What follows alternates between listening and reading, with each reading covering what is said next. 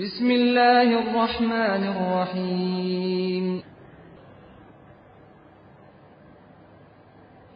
Apakah hukum televisi yang Anda gunakan untuk memutar kajian Islam ilmiah?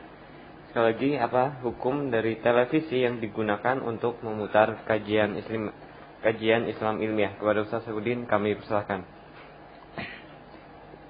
Bismillahirrahmanirrahim. Televisi sebagai benda itu tidak ada hukumnya, artinya dia sebagai sesuatu yang tidak bisa dihukumi kecuali ketika melihat untuk apa dia digunakan. Begitu pula radio, begitu pula alat-alat yang lainnya. Pada asalnya demikian.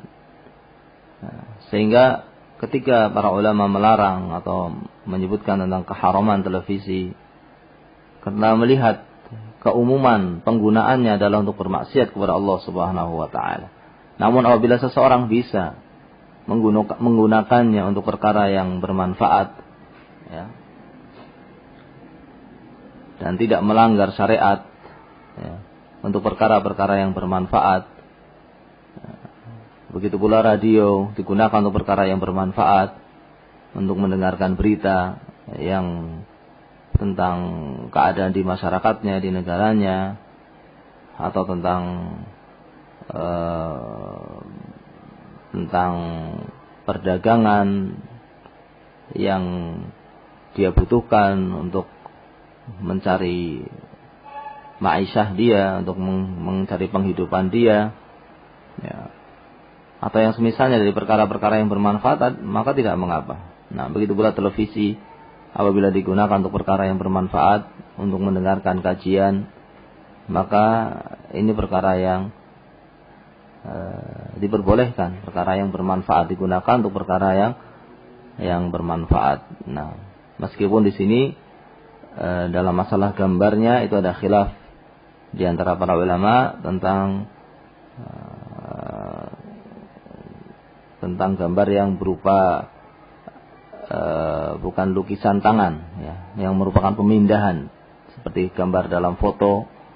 Ada khilaf di antara para ulama. Maka seseorang bisa, ya,